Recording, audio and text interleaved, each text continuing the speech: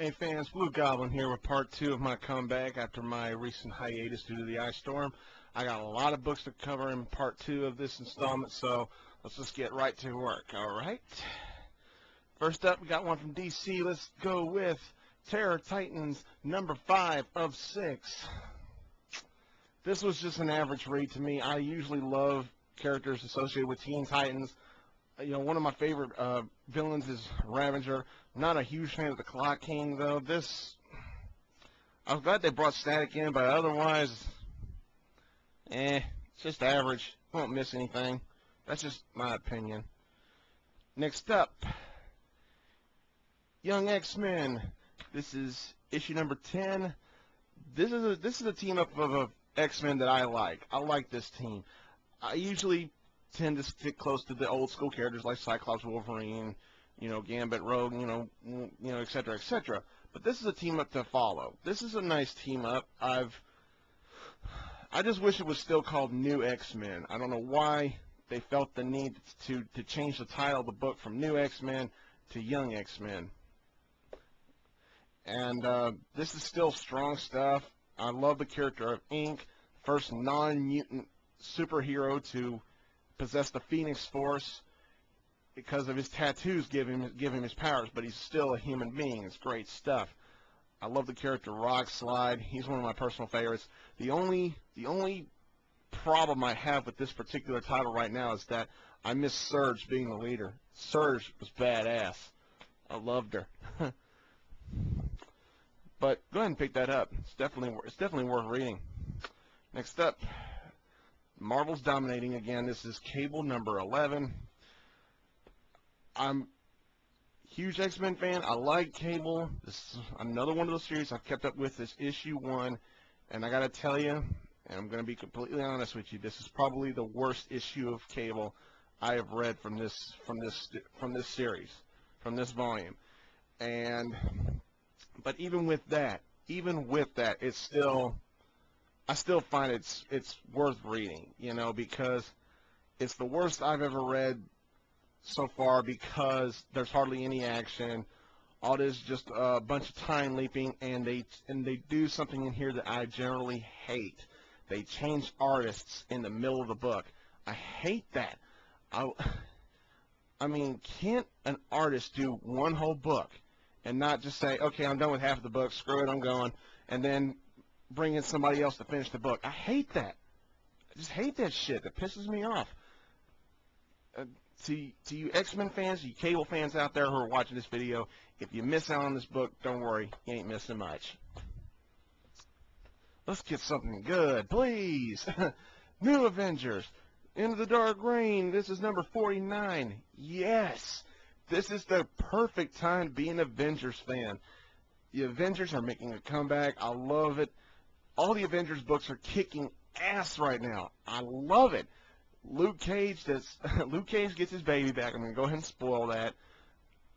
Once again, another one of the 40 million books that has Norman Osborn in it.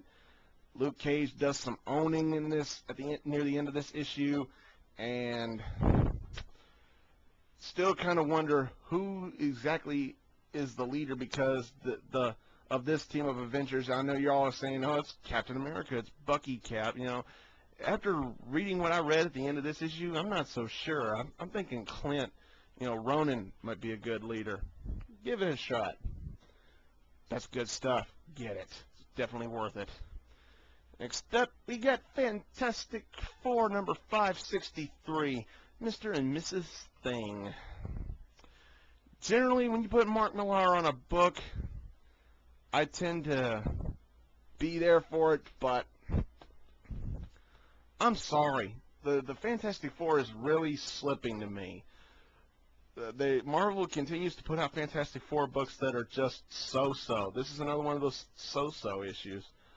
Right now, the cycle that the 616 Fantastic Four is going in, I was a big fan of the Secret Invasion miniseries that the Fantastic Four had, and I like Ultimate Fantastic Four. But this particular issue of Fantastic Four, it just didn't capture me. It just didn't grab me. You know what I'm saying? Well, go ahead and get it. You see the Masters of Doom and everything, and it leaves you on a cliffhanger, just like Marvel tends to do. It's okay. It's okay. You don't have to get it, but you can get it if you're a hardcore FF fan. It's okay. Here we go. Ms. Marvel, number 35. Call me crazy, but I like me some Carol Danvers. And y'all know me. Y'all know me. I am not the biggest Brian Reed fan in the world. I generally tend to diss his books more than compliment them. But this was good. This was some good stuff. This follows Carol Danvers resigning from the Avengers, from Dark Avengers #1. Where that happens, this is where it picks up from there. And it's great. Brian Reed, if you happen to be watching this video, keep writing Ms. Marvel books like this. Please. I'm begging you, because this was good stuff. One of the best issues of Ms. Marvel I've ever read, and it's great stuff. This is some of the best Ms. Marvel stuff I've read since Secret Invasion. It's good. Yes, I liked Ms. Marvel's run on Secret Invasion. I liked it. You probably didn't. Next up, Ultimate Spider-Man number 130. I've made it a point to saying that it pisses me off that Ultimate Spider-Man is going to be canceled just as well. This is another one of those books that is just, it's still focusing on the big wave that happened back in Ultimatum #1. I mean, nothing's really changing. Nothing's really happening. I feel like I was reading Ultimatum #1 again. It's just nothing. I got nothing from this, and that's so disappointing because I love Ultimate Spider-Man. And to say that an issue of Ultimate Spider-Man disappointed me really, really hurts, because nothing really happens. Next up, X-Men Worlds Apart, number 4. This is the last part of Worlds Apart. This is a storyline that focuses mainly on Storm and the Black Panther. I mean, shit just goes all over the place. I mean, Storm truly identifies herself in this book. You know, she's not only Storm, she's not only the Queen of Wakanda, but she's her own human, she's her own being. She's her own mutant. This series just showed me what a badass Storm can be. I loved it. If you missed out on this, go ahead and pick it up and trade. You'll love it. I certainly did. Next up, yes. Finally, we got DC coming back. We got Batman number 685. This is another book from the Faces of Evil. We got Catwoman on the cover. This is an awesome cover. Now, you put Paul Dini's writing on any Batman book, you got a guaranteed sale. This is no different. This was awesome. Paul Dini's writing on this issue was so good, it didn't need Batman in it to kick ass. I love Catwoman's role. She's continuing to fuck with Hush, and not only her, but also Nightwing and Robin come into the scene is great.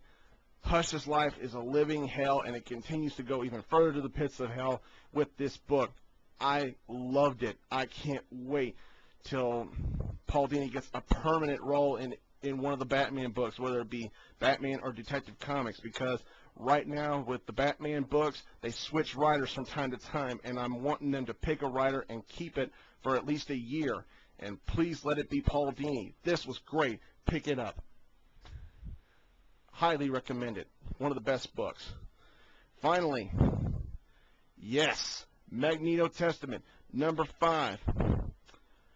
This was perhaps one of the best X-Men storylines that I have read in a long time. Even if you do know Magneto's origin, go ahead and pick this series up. Pick up the first 4 issues, then pick this one up. Read every one of them. You'll enjoy it. I promise you.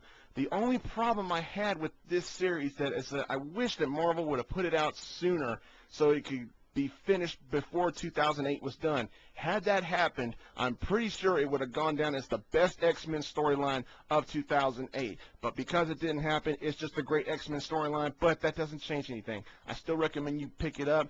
just like with X-Men Worlds Apart. If you missed out on this series, go ahead and pick it up and trade. It is so worth it. You will not be disappointed. It's great. I'm all out of books, so I guess this is done. So I guess I'm done. So until I see you again, later.